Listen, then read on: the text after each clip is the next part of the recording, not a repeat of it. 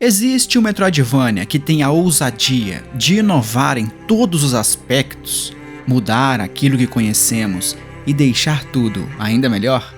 Vamos embarcar na incrível jornada de Ultros e vocês vão me falar aí se é ou não o Metroidvania mais inovador dos últimos tempos. Já deixo aqui um breve recado que esse vídeo não conterá spoiler de chefe ou mesmo sobre a lore do jogo. Na maior parte do vídeo aqui eu vou usar apenas o B-roll fornecido pela Haddock, a desenvolvedora do jogo, e em casos aí específicos eu usarei a minha gameplay, pois já está localizada em português do Brasil, mesmo na prévia que eu pude testar, que é uma excelente notícia para nós. A previsão, galera, é de sair aí no PC e nos consoles será exclusivo de PlayStation, tá? Play 4 e Play 5.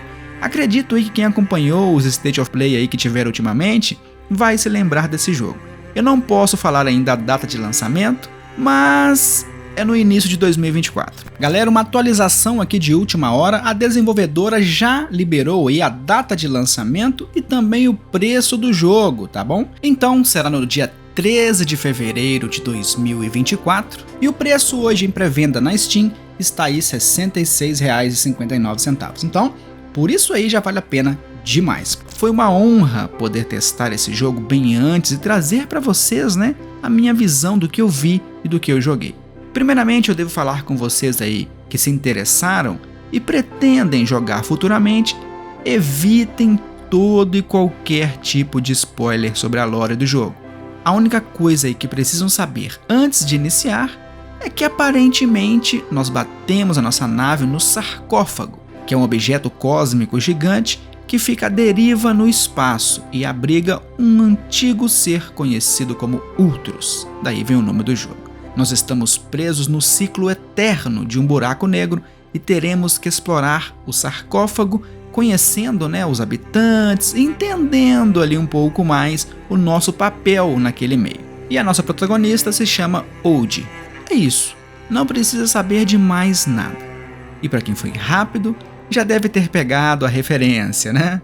Ciclos, espaço, galera, Outer Wilds. Foi a primeira coisa que me veio na mente jogando Ultros. Então imaginem um nível de detalhes tão complexos e intrigantes como é em Outer Wilds, mas em um Metroidvania. Só experimentando para ver. Mas se você aí ficou empolgado só com isso, calma, tem muito mais. De início, eu vou citar aqui uma coisa que raramente eu vejo em jogos desse tipo. Sinceramente, pelo que eu me recordo aqui, esse é o primeiro que eu vejo fazendo dessa forma. O jogo ele é muito psicodélico, né, galera? Pra quem viu o trailer, né, acompanhou, já sabe disso. Cores fortes, um mundo extravagante, eu diria. Porém, existem aí opções que te deixam personalizar tudo isso, ficando do seu gosto. Podemos ali desfocar o fundo, tirar um pouco da saturação e deixar o personagem se destacar mais do que o cenário.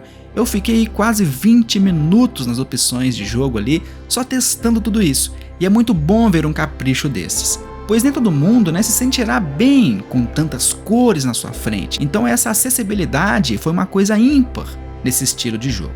Quando eu disse que o jogo é inovador, no âmbito de Metroidvanias, eu não estava mentindo. A cada ciclo que temos, na prévia estávamos limitados a fazer apenas 2.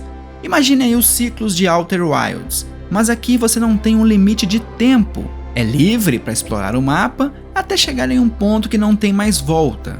E aí seu ciclo termina, mas isso aí eu não vou falar como é.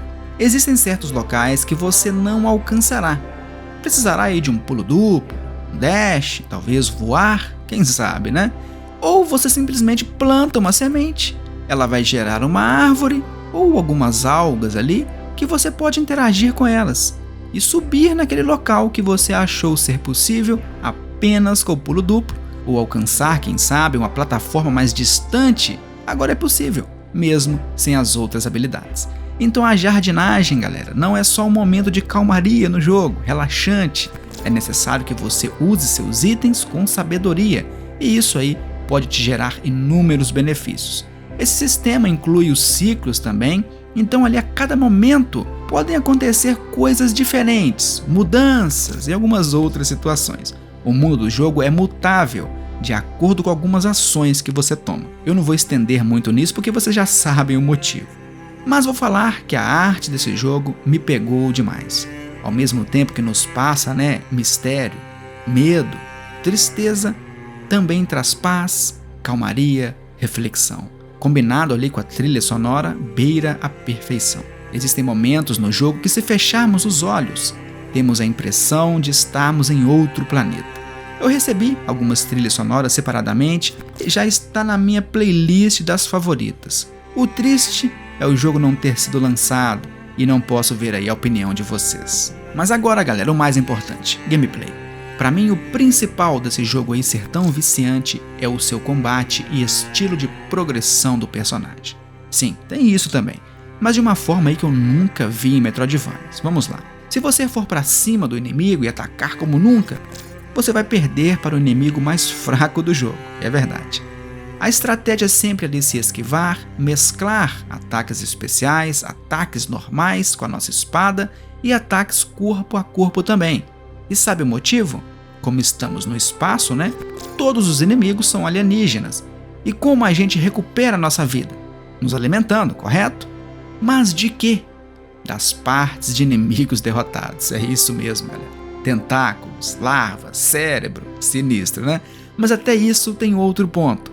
Dependendo da forma como você derrota o inimigo, as partes dele, né, podem sair ali deterioradas e você não obterá a nutrição máxima que elas podem oferecer.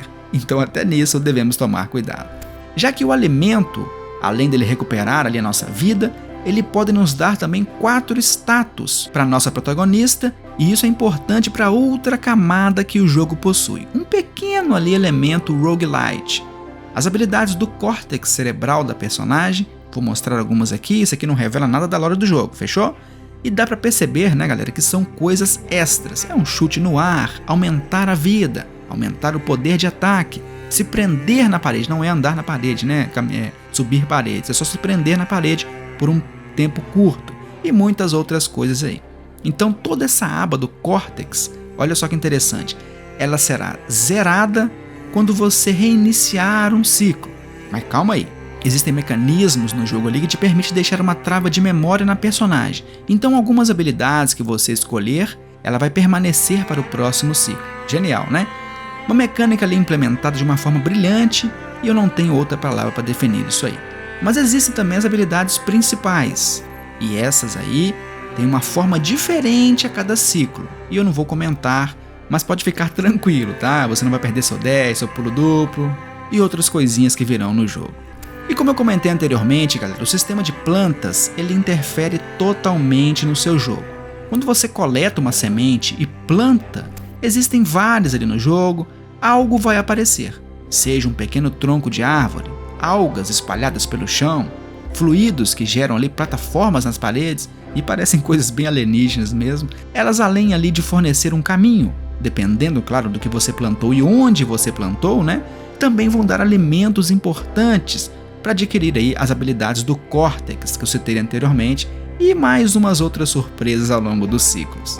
Eu enfrentei 3 chefes nessa preview, mas não mostrarei aqui, mesmo com alguns deles aí estando no trailer do jogo, mas é outro ponto impressionante.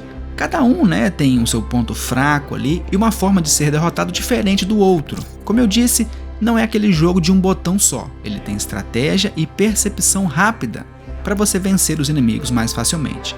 Ou então você vai gastar ali todos os seus alimentos e vai ter um problema danado depois. E galera, eu fiquei quase aí 5 dias tentando bolar o que eu poderia falar, né? Assim, sem estragar a experiência de ninguém que fosse resolver aí ver esse vídeo, mesmo podendo mostrar as lutas, falar da lore e tal.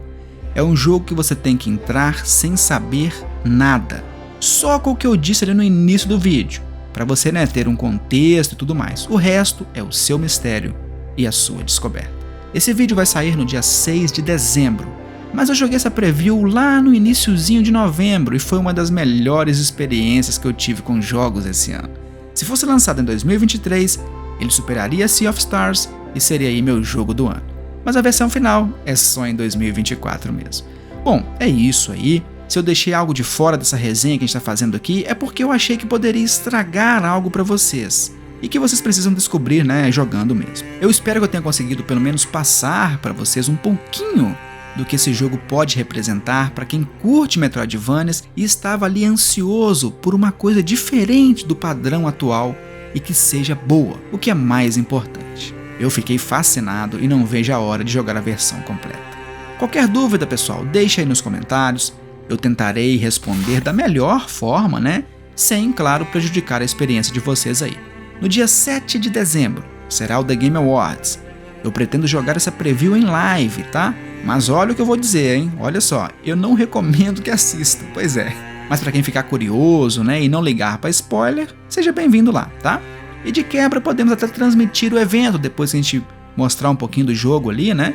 E torcer também para Sea of Stars ganhar o Indie do ano.